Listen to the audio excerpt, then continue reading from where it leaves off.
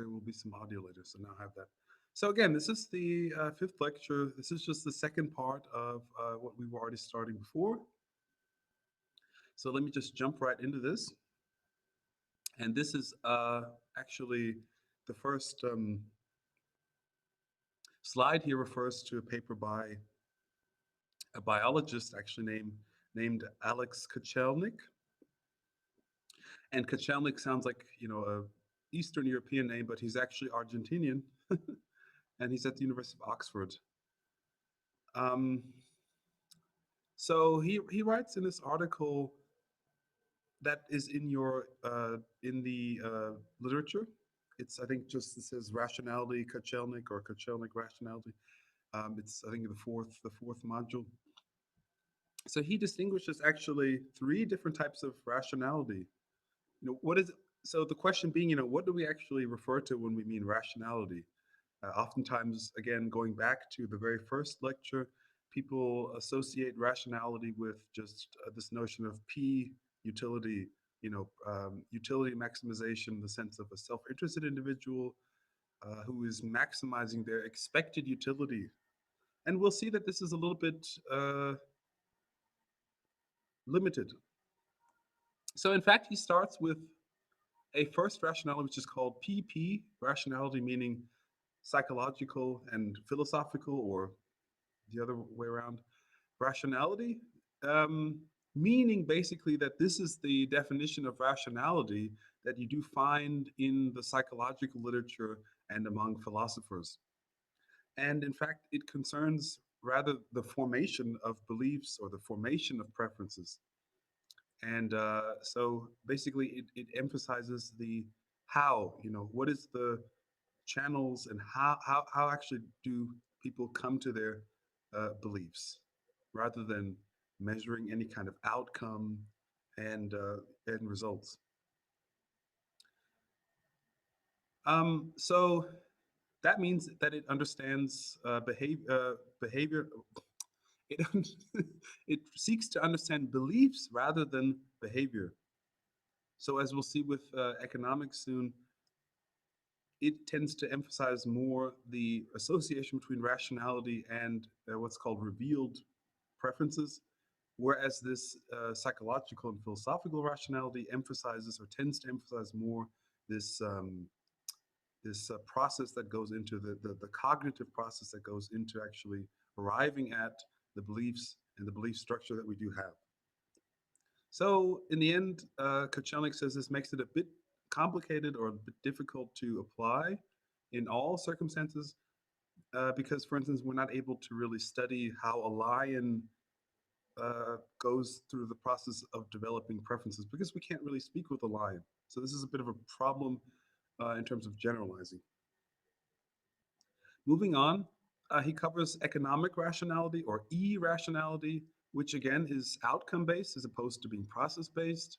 And again, as I was saying, and as we discovered on the first day, the outcome, in fact, is expected utility.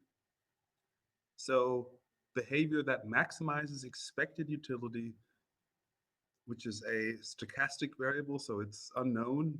It's just based on your expectations and your beliefs about what will happen in the future.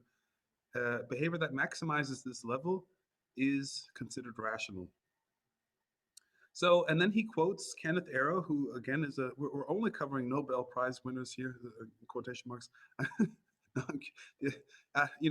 Studying very prominent thinkers. No, but no, it is important to study, those people who really do have an impact and you really analyze their ideas and to see, if they're right or maybe they're wrong. So I'm not just citing people who, have won awards, but, these are important thinkers and whether they're right or wrong, they have had an impact. So in any case, the quotation in the article is, it is noteworthy that the everyday usage of the term rationality does not correspond to the economist's definition as transitivity and completeness, that is, maximization of something. So basically, Ken Arrow here is admitting that the way that, as he would say, we economists use the word rationality is not the sense that, it's generally received, in everyday life. So it is a very special version or flavor or whatever you want to say of this idea.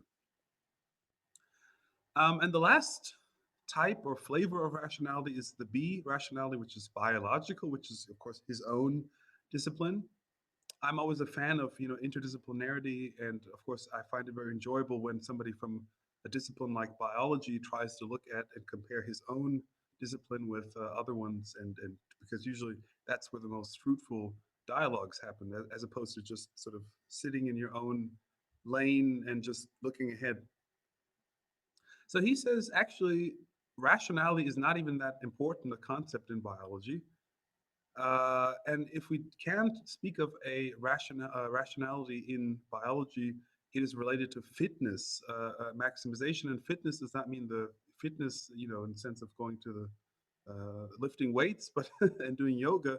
It means in the sense of Charles Darwin's natural selection. So, uh, which Darwin proposed is a tool or mechanism to again maximize fitness, which is just the ability to generate more genes and to continue to exist as a species versus other types. So that's what that means. So it is not revealed preferences again, like in economic rationality or irrationality, but natural selection that is the relevant mechanism. And again, that mechanism is maximizing this abstract notion of fitness, which again is not, as he says here, it's not an intrinsic property. It's not something that you can measure. Well, it's not easy to measure just absolutely, but it is measured relative to the population. So, for instance, people with blonde hair were found over the long term to have a higher fitness in the northern hemisphere, or living away from the equator, because there's less sun, and so they have less of a tolerance for sunlight, so they more easily absorb the with their less melanin, they absorb the vitamin D that's converted from into calcium and so on and so forth.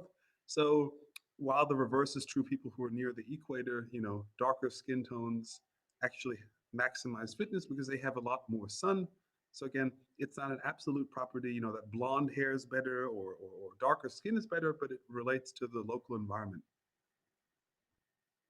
So the questions at this point, maybe to keep in mind, and we can come back to this later, are: can these rationalities be in conflict? So can something that maximizes economic rationality prohibit or hinder a biological rationality, or any of the other combinations? Should we switch between them depending on the question or the situation or the context? And is there anything like a general rationality? So I don't have answers, but those are just questions. Moving on, this is refers to the conclusion of the book by Bowles and Gintis that I put in the literature, which is called A Cooperative Species. Very interesting book, very dense, very challenging because it involves a lot of math. But the ideas themselves are very interesting, so I wanted to at least include that here. So basically, they ask the question in this entire book of what is responsible for. So if you remember, we mentioned Kropotkin and his notion of mutual aid and his studies in Siberia, and how even in the harshest climates and situations, and even despite state interaction or intervention, this principle of mutual aid and solidarity has continued even to the present. So Bowles and Gintis are asking, how is this possible? What is responsible for it? How did it originate, and what caused it to to activate and actually become such a common practice among human civilizations, despite all the differences? So they say actually part of it has to go back to the growth in human brain size, which is responsible for the facilitation of cultural learning. So we humans have, even compared to some of our other cousins, the apes, but especially compared to other animals and other life forms, an incredibly large brain, which is very energy intensive. It's not at all efficient. So, um, thinking in that sense, the brain a brain of this size is necessary, and also useful for cultural learning. We teach children through fairy tales and through lessons and so on how they should be, how they should behave, what it is to be a good citizen, and these types of things. So these are very, very complex and very complicated lessons, and they require an immense amount of brain power to receive and to again pass on to the next generation. So this is what they call the gene cultural coevolution. So the fact that the brain size as it's growing, and they think, nobody knows this. This is hypothetical debates amongst archaeologists and paleontologists and anthropologists who study, Aboriginal or indigenous societies, and going back and forth between what we have left of, our origins, and the bones and artifacts that are left over from the Stone Age, and um, and the Pleistocene. So they say the gene culture evolution basically is this notion that as the brain grew, so as our genes changed, it allowed for uh, the role of culture to take a more dominant position. So this was a mutual and mutually reinforcing development. And then as well, there's this notion of cooperation in groups as being beneficial to the group. So a lot of the theorists writing about behavior, and you only have to think about someone like Richard Dawkins, who's a biologist, very famous biologist, talking about the selfish gene, and it's only about the procreation of genes, that we actually are nice to each other, and that's why we're nicer to our families than we are to strangers. Although don't ask me that, I'm not very nice to my family. They're not very nice to me. But so I mean, in any case, so they're saying actually no, this is not the right theory, and in fact, while it may be the case that altruistic behavior, you know, self what do you say, self abnegating, or altruistic behavior, concern for others, may for the individual be costly. You have to sacrifice getting ahead in line if you wait for someone, and this type of thing. But on a higher level, on the level of the group, groups that have more members that are altruistic and that sacrifice have a higher fitness, so they have a higher, ability to sustain, um, whatever, to defend themselves against invaders, to feed the community members, and so on and so on and so on. So this is what they call multi-level selection. So the selection, natural selection, whatever it happens to be, is not only operating on the level of the individual, it's also operating on the level of the society. And over the long term, societies that have more cooperation and cooperators are basically better at, meeting needs, and leading a meaningful life, maybe you'd say, or a successful life. So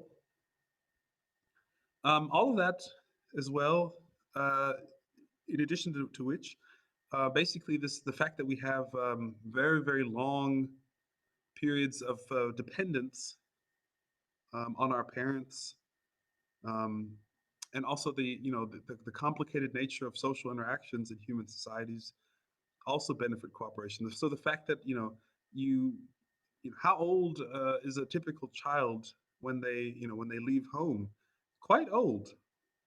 You spend the first decade at least being quite dependent on your parents, and nowadays people maybe even spend 2 decades living at home. So that's very unusual. And in nature, I mean, look at birds, for instance. They usually spend 1 season in the nest with mother and father, and they're kicked out of the nest and they have to go find their own worms or insects, and then they're basically already adults. So this incredibly long infancy and childhood, and also the fact that things like hunting requires a lot of experience and mistakes, and learning, also benefit more of a collective organization of the social structure.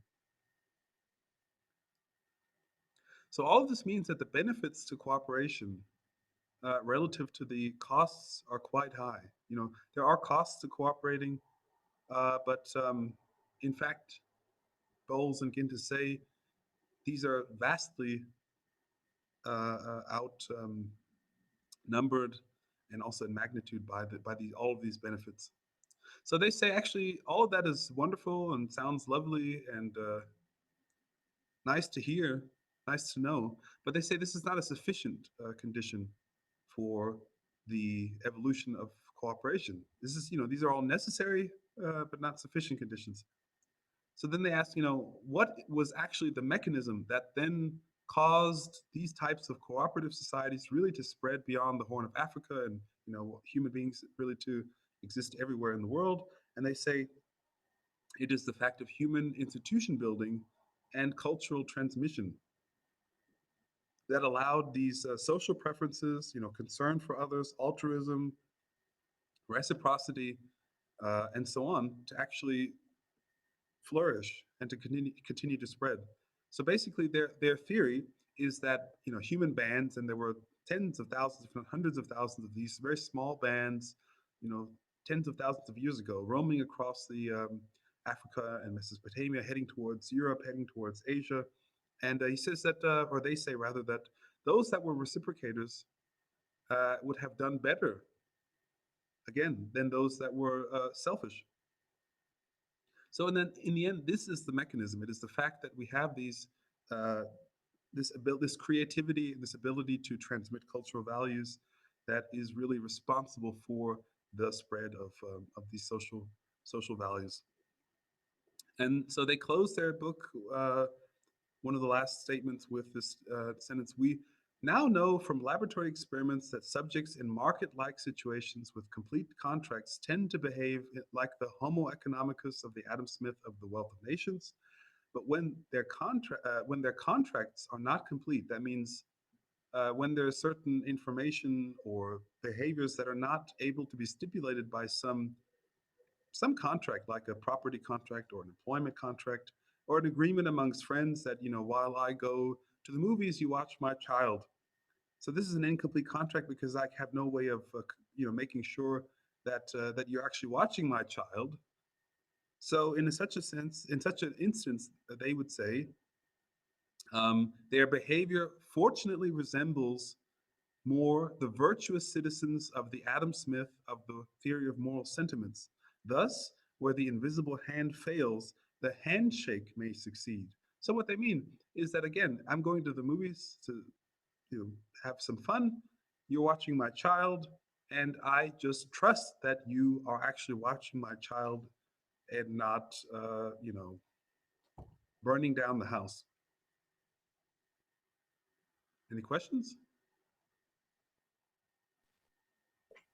Yeah, I mean, is it even possible that there exist complete contracts? I mean, it's always like you have to trust in something. You never know everything about another person, I mean, if you're going in a market-like situation and you are in a relation with another person, you don't know the history of this person, the child trauma, whatever. I mean, everything is relevant in decision making, Yeah, And yeah. so I think they don't exist complete contracts. No, Maybe not really.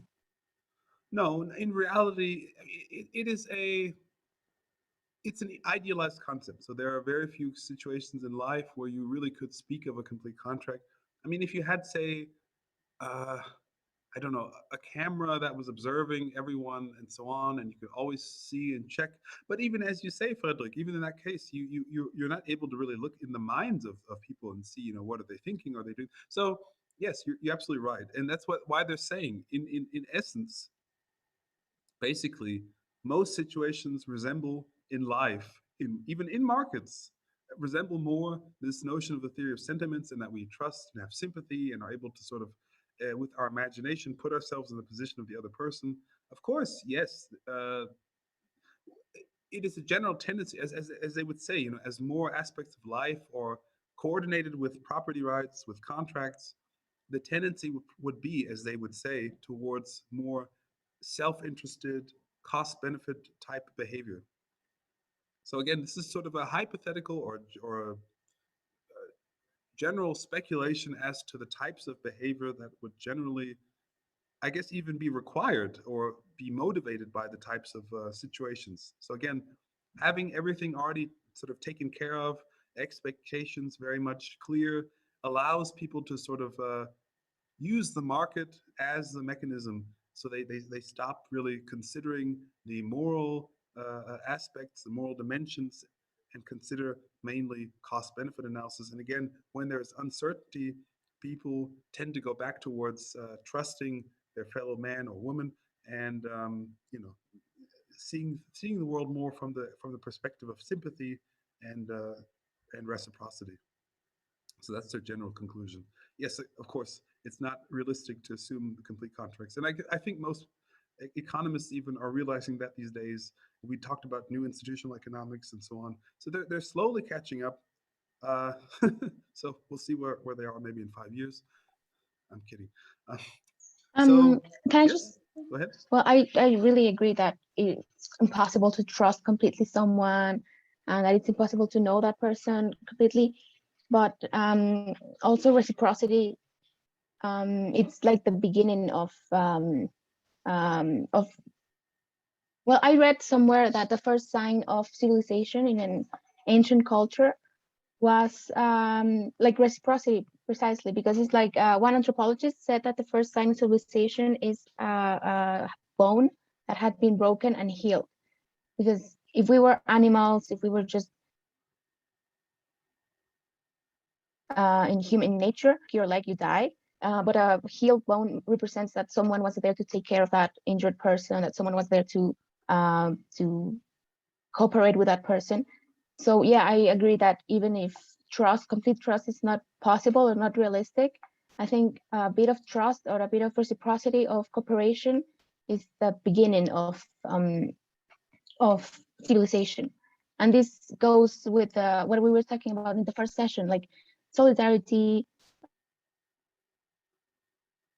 empathy. So yeah, it's realistic that it's not possible to trust someone completely, but at least a bit of reciprocity it's needed to at least separate civilization from animals. Yes. So I think that's what separates us from the example of the lions. Yeah. Like what makes us different from a lion that we can heal? Well, we're able to abstract. It's like, I mean, it's hard to say if a lion is able to abstract, but it does not seem that way from their behavior. Human beings are able to abstract into the future, put themselves in the future, and see, what would I like to have been, or if, or this type of thinking is really difficult and requires, again, this big brain that we have. Yeah. So I just wrote a note here for an example that I would like to then do in our very last session. Although I guess Hania, you will not be there. But yeah, look for the tit for tat. The tit for tat. It's I'll put it in the chat after I finish the lecture. Very interesting actual example. Well, I'll just tell this story before I move on because it relates actually to this. Um, in the 1970s, there was a conference for computer scientists. You might have heard this story. So there was a contest for the best program in basically it was a competition. So which program will beat all the other programs in terms of the yes, the rewards. So in each round, there's a +1 or a -1, and you see which program all of the sort of contestants, I think there were 300 or so entries, pitted every, like a soccer tournament. Every program was put against every other program and so on. And in the end, the program that won was the shortest one. It was only 3 lines of code. Other ones were, thousands and thousands. If this happened, then you do that, and so on and so forth.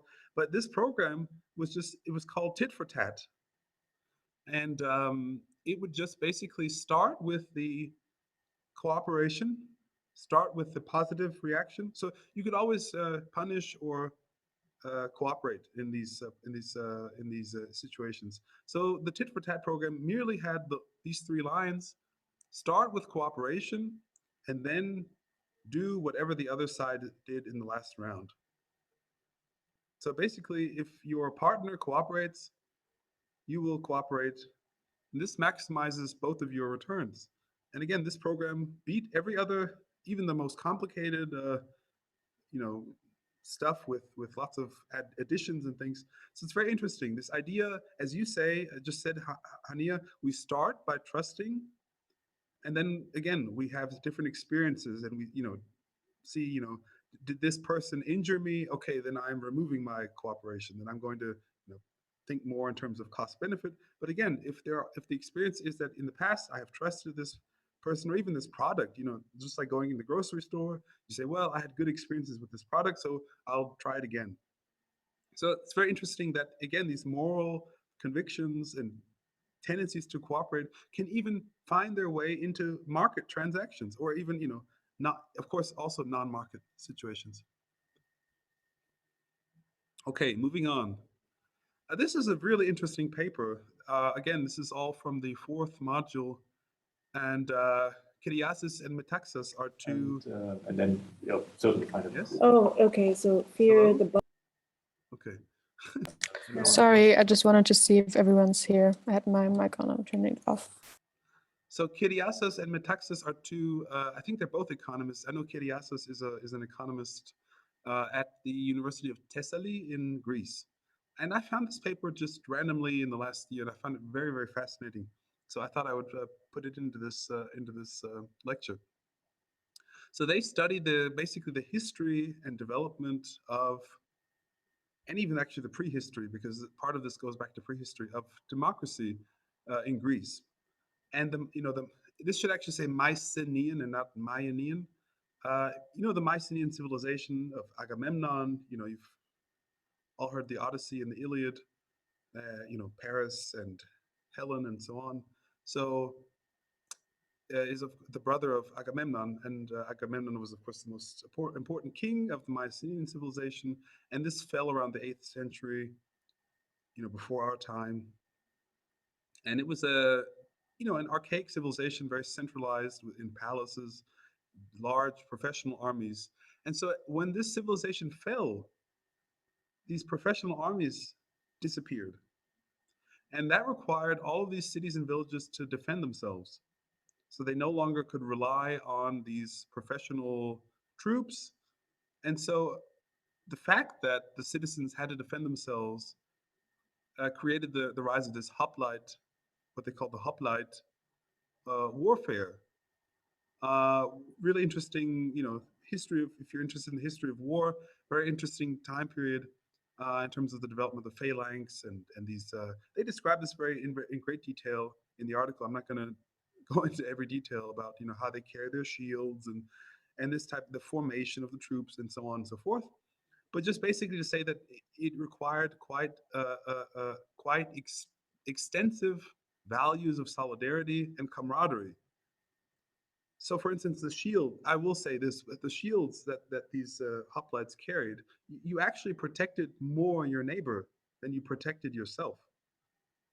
It's very interesting to think about. So you actually have to trust your comrade next to you, who actually has his shield such that he's protecting you. And you're doing the same for these were men next to you. So if you fight a lot of battles this way, it's going to, over time, change your mind about your reliance and your dependence on those next to you, around you, and really create this sense of camaraderie and solidarity. The same thing also happened in the Navy. Rowing, of course, requires an immense amount of coordination. You can't just row, whenever you want. I'm going to row now, and you do it whenever you want. No, the boat would never move. So everyone basically has to be on the same, level, or on the same wavelength. And again, this also created in the Navy a great sense of egalitarianism. So there was very little hierarchy. Even those who were hire the generals or whatever, the Navy would even take turns, rowing to show their camaraderie with the men or with the soldiers. So all of this to say that there are reasons that we saw the development of democracy in these Greek city-states like Athens and Syracuse and others at the time, there were lots of, not only Athens, but they basically argue that these values that were learned in the army and in the navy were carried over into the into the city. So these soldiers then said, why is it that I'm defending my city, I'm defending your lives, and I am not able to actually have any input into who is elected or who is chosen for. Well, actually, I shouldn't say elected, because they didn't have elections in Athens. It was a lottery. So anyway, long story short, I could talk about this article for hours. It's a very interesting one. In the end, their mechanism, their theory, is based on this change of macro culture. And I'll just But you look at animals. well, actually, I'll come back to that. That's a video. I thought that would be interesting, but I'll come back to it. This is what they basically mean. Sorry about that. What they mean. So we have here on the x-axis, this is a very simple graphic. It's not at all meant to be complex. It's just the idea that you have in time periods here, 1, 2, 3, 4, basically the development of a new culture. You have, in the first instance, time period 1, 2 units. They could be individuals, they could be, platoons in the army who are interacting. And over time, this interaction becomes ever more interdependent and complex. So by the third period, you have ever more people who are, or units that are interacting. And of course, by the fourth period, you see what is happening here. The unit of dependence has grown. So now we have, one unit that incorporates these 4 elements. So it is this change in macro culture that then creates new relationships and a new dynamic. And this is another graphic also from their paper, where they show the increasing benefits of maintaining, or rather, excuse me, the increasing benefits of changing rather than maintaining the old way of doing things. So these 2 lines here, you have OM, which is the old way, and NM, which is the new way.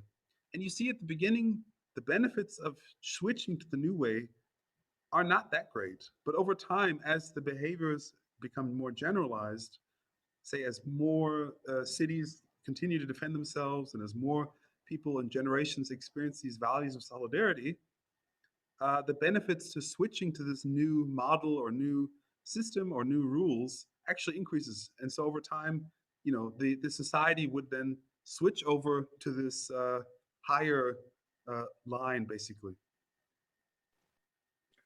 Well, I think Yes? I would disagree for the first period. I think the old model might be better than the new one. So maybe there's for the first time such a downgrade of cooperation and whatever. And so the costs are first higher for the new model. So it wouldn't be on the same level as the old one. So maybe this might be a reason why the new one wouldn't be adapted. Sure, I'm not sure. Maybe I'm seeing this not right. No, I see what you mean. I see what you mean. Again, this is just their paper. You don't have to agree with what they say, but yeah, I see what you mean. You could say that in the very initial, where you have this T1, this vertical line. Actually, for those who cooperate, it could actually be a higher cost than for those who maintain the old model or the old way of doing things. And over time, yes, you have parity, and then over the longer term, actually, it then increases and then continues to increase. Yeah, actually, that's probably the more correct way to represent this, in fact. So you're reminding me of a book by Paul Cockshott, who it's a new book. It was out last year. Actually, I had considered including it, but it's just too much stuff already. It's called How the World Works, and he's asking the question there as well of how did we switch from hunter-gatherer societies to raising animals and agriculture. And he says, in fact, yeah, there was a need, firstly, to lower ourselves on the food chain. So the hunter-gatherers are eating mainly meat and some berries and things like honey. And then when we first started domesticating and raising and having crops, actually people ate mostly a plant-based diet. So they ate mostly wheat and these types of crops. So in fact, they switched from being carnivores to being vegetarians. So actually, they're moving down the ladder. And so in effect, Cockshott is arguing in this book, the most early civilizations that were farming actually had a lower level of life quality than the nomadic foragers. But over time, the benefits to domesticating animals and to rearing crops vastly outweighed those of being nomadic. Just because, of course, you have security, you can save things, you can store you can store grains. So in case there is a time where you don't find meat, you can still eat. Okay, so I wanted to now play you a short video from Robert Sapolsky, who is a biologist at the University of Stanford, and he's talking about cooperation in animals as well. But you look at animals, and in all sorts of realms, it's not just rock, paper, scissors, stalemates they're reaching. They actually cooperate with each other. And you look close enough, and you see they're not relatives. They're not relatives, yet you get all sorts of altruistic behavior, and you've got it under a whole bunch of domains. Because this brings up the question, why should you ever be cooperative with another individual if you're a social animal? At every possibility, you should stab them in the back and be selfish. And the reason why that isn't a good idea is there's all sorts of circumstances where many hands make the task light, or whatever that is. Cooperation can have synergistic benefits. And you see that with species that are cooperative hunters, where they are not necessarily relatives. They will chase one, chasing an animal, while the other is getting ready to cut a corner on it. Cooperative behavior, and they increase the likelihood of them getting a kill.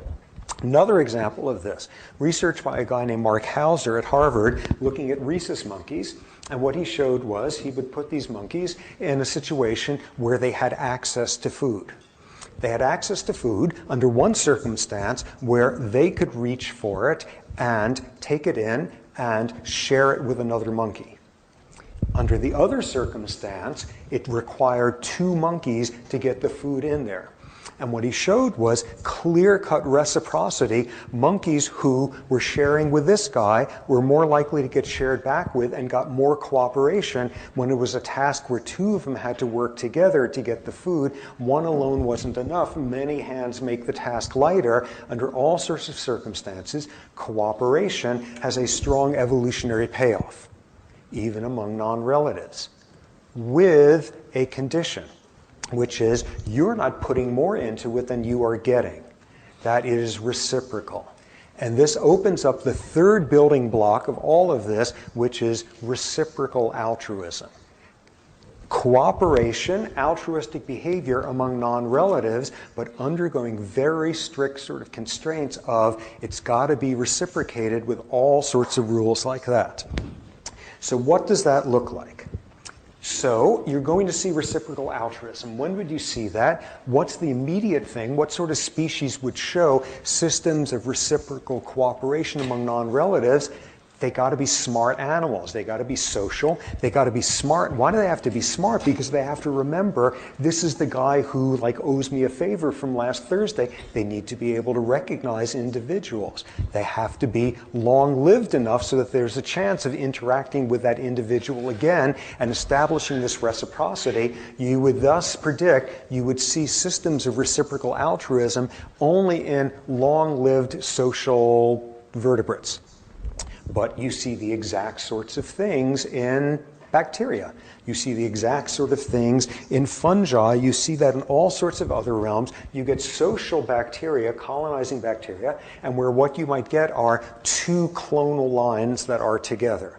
In other words, two 2 lines, each of which is all the bacteria have the same genetic makeup. So think of it as one individual who's just kind of dispersed, another one who's just kind of dispersed, and they've come together in something called a fruiting body, which is how bacteria reproduce or whatever. And there's 2 parts to a fruiting body. There's one which is the stalk, which attaches to something or other, and then there's the part that actually fruits. So you want to be in the fruiting part because that's the part that actually reproduces, and the stalk is doing all the work there. And what you see is attempts at cheating.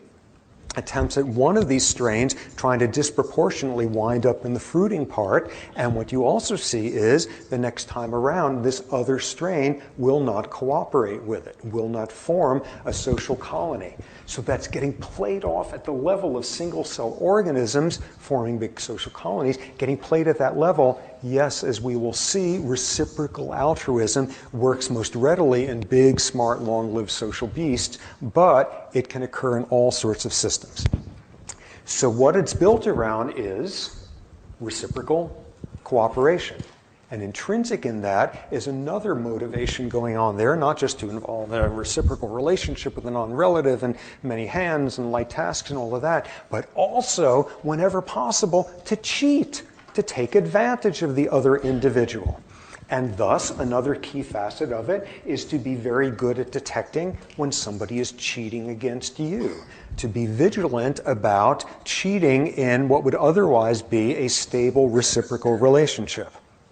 And an awful lot of social behavior is built around animals either trying to get away with something or spotting somebody else doing the same.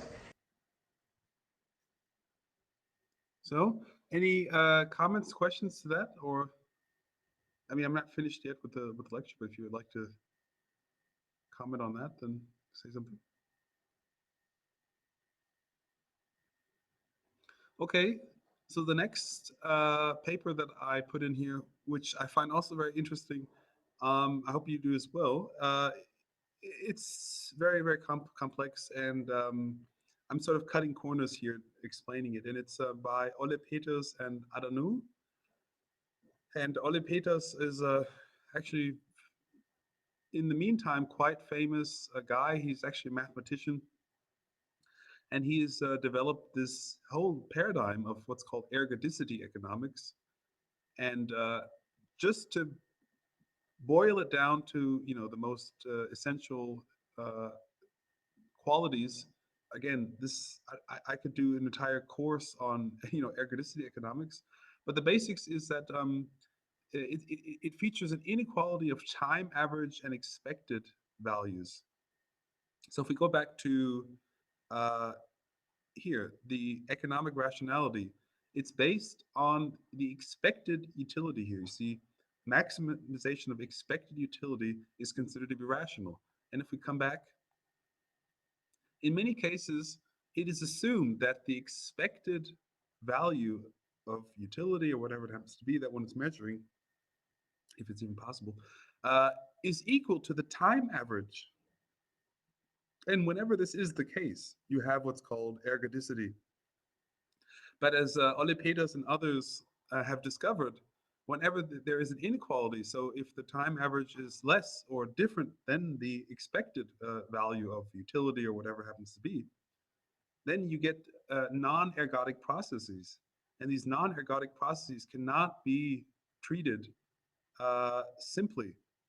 And one has to actually then compare which of these values one is trying to maximize. Are we trying to maximize the time average, or are we trying to maximize expected values?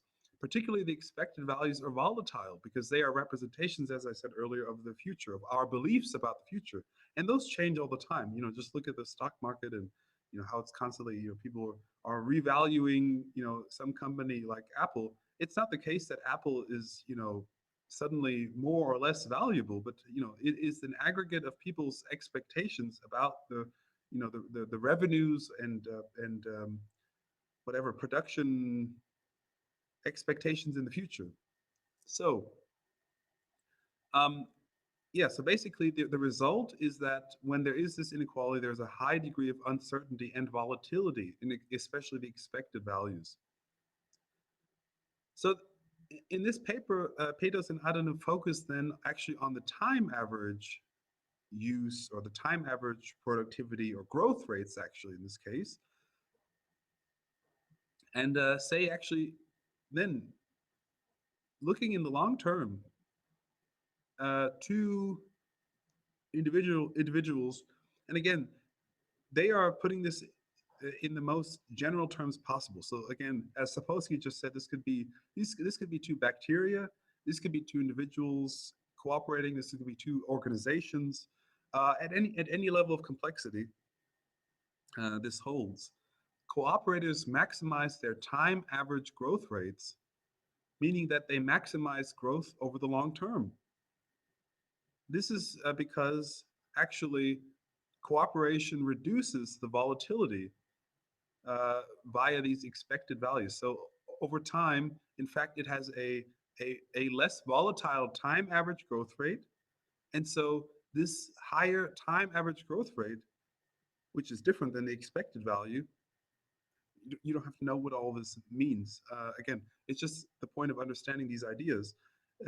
This, for them, is the evolutionary advantage of cooperation, which, again, they argue is despite or without any reference to benefits or costs. This is merely the fact that cooperators actually, by cooperating, reduce uncertainty. So for instance, I mean, just to have an image in your mind, think about two farmers who live across the river from each other, and their soil is slightly different, and the rainfall is slightly different. So maybe one year, the farmer A has less rain, and therefore he has less crops, and is less able to feed his own family, and maybe even sell some crops. Whereas farmer B is very happy and has lots of crops. And in the next year, farmer B is in the same position that farmer A was in the year prior. So this notion of cooperation means, farmer A and farmer B both add together whatever they receive from their fields and then divide by 2. So the idea that's being represented in this paper is that over the long term, if farmer A and farmer B cooperate, they will have more crops over the long term than if they were just to keep their own crops separately. Again, because there just is, over the long term, volatility in the individual's returns. That's, due to nature and due to just changes in temperature and in the environment. Now, to represent that, they have this neat little graphic here with colors and images and lines, and looks very fun. So what is this saying here? The green line is the non-cooperators' long-term growth rates. And again, this is just growth. It could be growth of wealth. It could be growth of the size of the organism. Again, depending on what we're discussing here. It's an abstract concept. And the blue is the cooperators. And as you see, there are actually periods very, very much at the beginning. I don't know if when I zoom in, is this zooming in for you all as well?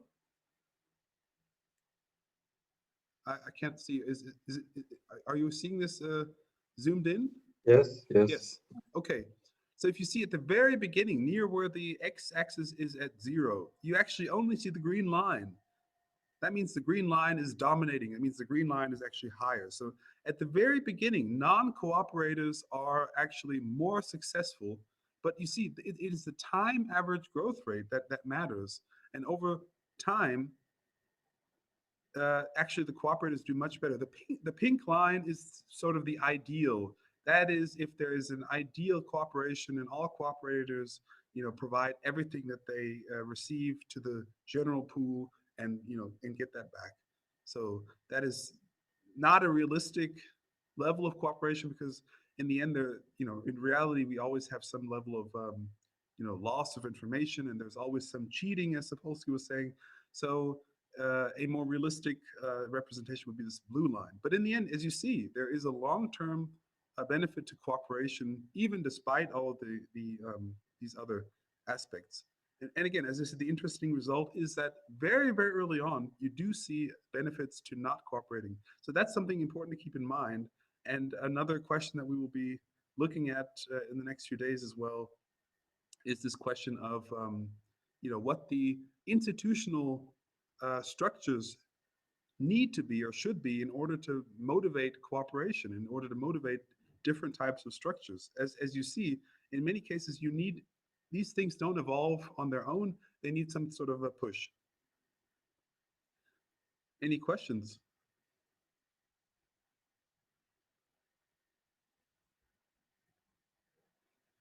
Okay, and I think this is the very last slide, and then we can move on to some discussion. As I said, this section is the most sort of theoretical and the most maybe difficult and whatever. I think it's very interesting though. Nevertheless, I think it's very useful for you all to see this material. Again, because as I was saying to my partner yesterday, this is just stuff that I learned on my own. I did not learn this in class. This was not covered in most lectures, and I think it's sad because I think it's very important material. So this is another Nobel Prize winner, Robert Aumann, who's actually here from Frankfurt. Today he lives, I think, in Israel. He's quite old. I think he's 97 years old. He's still alive. And he achieved fame with firstly with his notion. We already had one paper of his earlier today. This is another one, much earlier paper of his, 1973, on the coordinated equilibrium. So a lot of you have probably heard of the Nash equilibrium. I'm sure. Who has not heard of the Nash equilibrium? Me, probably the only one. Andres. Okay, so the Nash equilibrium, just very quickly to review this idea, is named after John Nash, who was a mathematician. Of course, he was played by Russell Crowe in a film, A Beautiful Mind. Not a very good film, but in any case, that's out there. And he developed this idea. So just the idea of it is, you have two prisoners who are put in separate rooms, and they each have an incentive to actually to rat out on the other prisoner. So this four-celled square or rectangle you see there with the different payoffs, I will zoom in there, is a representation of a Nash equilibrium. So in a sense, each of the players has the incentive to, well, their best strategy would be to play top and left. So one player would play the top strategy and the other player would play the left strategy, which would get them to the 6 and 6. But as the police maybe is telling them, your friend is already ratting on you, you should actually rat on him and it'll be better for you. What ends up happening oftentimes is that people end up with the opposite, 0, 0. Again, it's a suboptimal strategy, but it's one that comes about through the dynamics of the social interaction. The fact that they're not communicating, they're in separate rooms, there's no ability to coordinate. And that's really the distinction. So here I will just read. It says this game has 2 pure strategy equilibrium points with payoffs 2-7 and 7-2 respectively, and 1 mixed strategy equilibrium point with payoff 4 2/3 and 4 2/3. Consider now an objective chance mechanism that chooses one of 3 points, A, B, C, with probability of 1/3 each. After the point has been chosen, player 1 is told whether or not A was chosen and player 2 is told whether or not C was chosen. Nothing more is told to the players. Consider the following pair of strategies. If he is informed that A was chosen, player 1 plays his bottom strategy, otherwise his top strategy. Similarly, if he or she is informed that C was chosen, player 2 plays his right strategy, otherwise he or she goes left.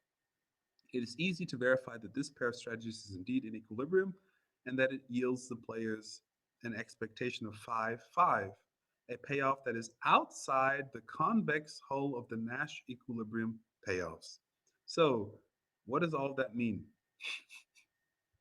So again, the Nash equilibrium describes the best possible outcome in a social interaction where there is no communication and no coordination. And it is assumed that the outcome is generally not socially optimal, but realistic based on the expectations that each player is playing to maximize their own expected utility based on the anticipated strategy of the other player. What does all of that mean? In plain English, it means that I am playing based on my assumption of what you are playing. We're not communicating. So it's all about this notion of what is the common knowledge that we have. So if I assume that you behave in this way, I will then assume based on that expectation and make my choice accordingly. And so based on this logic, this is the essence of the Nash equilibrium. What comes out is oftentimes not in either person's best interest, but it is that which is deemed most, how should you say, strategically sensible. And what Aumann is saying in this paper, and you don't have to understand, as I say, every word of what's being said here, is that if there is some mechanism that coordinates the activities of each player, they can actually both benefit from making choices that in the constraints of the Nash equilibrium are not even possible. So the Nash equilibrium tells us they can only get a maximum of 4 2/3 of an outcome, 4 2/3 as an outcome, but according to this mechanism, they can actually get a higher payoff. So again, he's showing us how tools that coordinate human beliefs about others' behaviors, and these are outside of this theory, so that's why I say it's outside of the model, can actually improve upon the results for everyone. So again, it's another theoretical tool to understand the benefits of cooperation in social environments. Is that clear? It may not be clear, but I at least would like you to understand the general thinking. So the idea of the Nash equilibrium, again, as we talked yesterday about Elinor Ostrom, was a central concept to this tragedy of the commons. And as Ostrom was saying, this Nash equilibrium may not be the only, and she's in fact said it's a metaphor oftentimes. It may not be the correct lens, the theoretical lens to describe the situation. Aumann is similarly saying that this type of theory excludes what is very important in actual, really existing social interactions, which are mechanisms that coordinate behavior. So, I mean, just think about this in the sense of you've probably seen choreographed swimming, people who are synchronized swimming. There's a group of men or women in a pool, these Esther Williams films, there's a diving and so on. So if each of these people behaved independently, you would not be able to come up with something so beautiful and so choreographed. So in a sense, the mechanism that exists outside of the model is able to then motivate individuals, not motivate them, but to reinforce their beliefs that they should behave in certain ways and avoid behaving in certain other ways. The results being that, again, their behavior actually is an improvement upon what would happen if this coordination mechanism did not exist. I guess I don't know, but in the corner right bottom, the 0, 0, I would have expected that there's maybe a 3 and a 3 as an outcome for each. So I don't know. The 0 and 0 is just new that there's no outcome for both. Sure. I mean, this is just represent, again, if I expect, say, person 1 is on the y-axis. So all of the results that are the first number, the 6 in the top left, the 2 in the top right, 7 in the bottom left, and the 0 in the bottom right, are referred to the individual who is represented by the x-axis. On the y-axis, again, above, say you could put them above, would be the second person. So you have the 6 in the top left, the 7 in the top right, the 2 in the bottom left, and the 0 in the bottom right. So again, person A and person B are in the Nash equilibrium behaving without knowing what the other person has done, but with certain beliefs about what the other person would do. So say we know the payoffs. So say the person knows, they know this box. They know if I pick top or if I pick bottom, the other person will pick left or right, and they behave accordingly. But we don't know what the person picked. Again, the difference being that in the second mechanism, in the second case, the mechanism actually is communicating certain, not very deep knowledge, but it's giving you at least knowledge of whether or not something happened. According to whether or not that happened, the person is now in a better position to actually maximize their utility. So again, this mechanism can refer to things like cultural norms. Like if somebody says, "Excuse me," okay, then I assume that that person would like to get by me, as opposed to if they just push me out of the way. So in that case, I'm able to then politely step out of the way, and they're able to then go wherever they want to go. So again, the mechanism in this case is the statement, "Excuse me," which communicates actually somebody's, would like to get through. So again, culture actually communicates information. Okay. Oh, I had one more video. Sorry, I thought that was actually the last slide. So were there any other questions on that? And then this would be the last slide, the next one.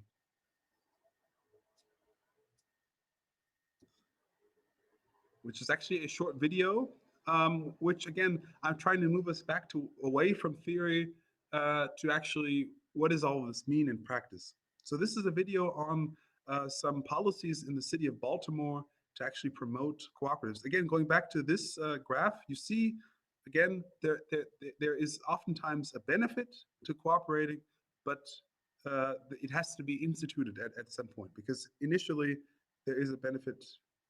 There is actually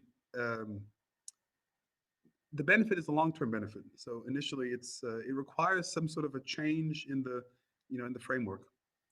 So and I thought this would help to give a practical example.